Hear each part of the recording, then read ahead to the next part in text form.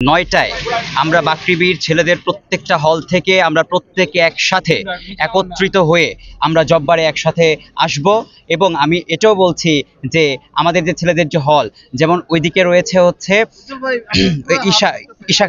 ইশাখা হল, শাহজালাল হল, এদিকে রয়েছে নাজমুল আহসান হল, দেন হচ্ছে শামসুল হক হল, আশরাফুল হক হল, ভাসানী হল এবং ফজলুল হক হল। আমরা প্রত্যেকে সোহরাওয়ার্দী হল, আমরা প্রত্যেকে একসাথে হয়ে একত্রিত হয়ে হল থেকে level 1, level 2, level 3, level 4, level 5 এবং আমাদের সকল সিনিয়র ভাইয়েরা একত্রিত হয়ে আমরা জব্বারে একসাথে হব এবং সেখানে আমাদের মিছিল, বিক্ষোভ সমাবেশ সকল কিছু আনুষ্ঠানিকভাবে অনুষ্ঠিত হবে এবং আমরা কঠোর থেকে কঠোরতর সিদ্ধান্তে ইনশাল্লাহ যাব। আমাদের প্রশাসন থেকে কোনো সাড়া পাইনি, কিন্তু তাকে মধ্যস্থতাকারী হিসেবে কোতোয়ালি থানার ওসি স্যার উনি আমাদেরকে ফোন দিয়েছিলেন এবং আমরা ওনাকে স্পষ্টভাবে বলেছি, যেহেতু আপনার ক্যাটালিস্ট বা মধ্যস্থতাকারী হিসেবে এখানে কাজ করছেন, সুতরাং আমাদের শিক্ষার্থীদের পক্ষ থেকে যে দাবি সেটি হচ্ছে আমাদের আজকের আলটিমেটামে যেটা দেয়া ছিল, যে আপনারা দেয়া ছিল সেটা হচ্ছে অর্থাৎ এই হল ভ্যাকেন্টের যে বিষয়টি সেটা অনতিবিলম্বে প্রত্যাহার করতে হবে এবং ওইটি প্রত্যাহার করার মাধ্যমে আমাদের সাথে আলোচনায় বসতে হবে।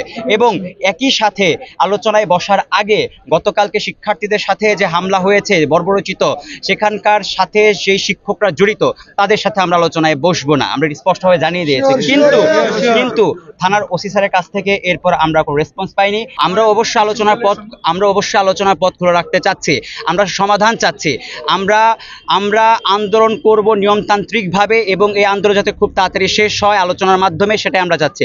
কিন্তু আমাদের যে দাবি, আমাদের যে আলটিমেটাম ছিল যে আমাদের হলের যে ভ্যাকেন্ট অর্থাৎ হল ভ্যাকেন্টের যে তারা ঘোষণা দিয়েছে সেটা প্রত্যাহার করতে হবে, দিতে পারছি না। আপনারা কি হলে অবস্থান করবেন কিনা?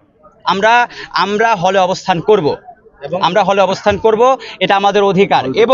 এবং যদি এরকম কোনো কিছু করা হয় যে আমরা হলে অবস্থান করছি, হলের বিদ্যুৎ, হলের গ্যাস, হলের পানি তারা হচ্ছে বন্ধ করে দিয়েছে, অফ করে দিয়েছে, কোনো অকারেন্স ঘটে, আমরা এটাও বলছি আমরা শিক্ষকদের যে কোয়ার্টার রয়েছে সেখানকারও বিদ্যুৎ, গ্যাস এবং পানি অফ করার সিদ্ধান্ত নিতে হবে। প্রশাসন আজকে রেজিস্ট্রারের মাধ্যমে যে বিবৃতি দিয়েছে তা আসলে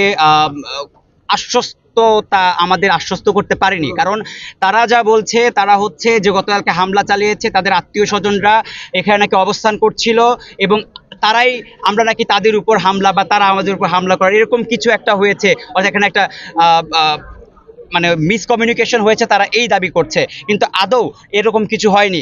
আপনারা স্পষ্টভাবে দেখেছেন, পরিষ্কার দেখেছেন শিক্ষার্থীদের উপর কারা হামলা চালিয়েছে, শিক্ষকদের মদদে বহিরাগতদের এনে আমাদের শিক্ষার্থীদের উপর হামলা চালানো হয়েছে এবং তারা যে আজকে বিবৃতি দিয়েছে সেই বিবৃতির তীব্র নিন্দা জানাচ্ছি।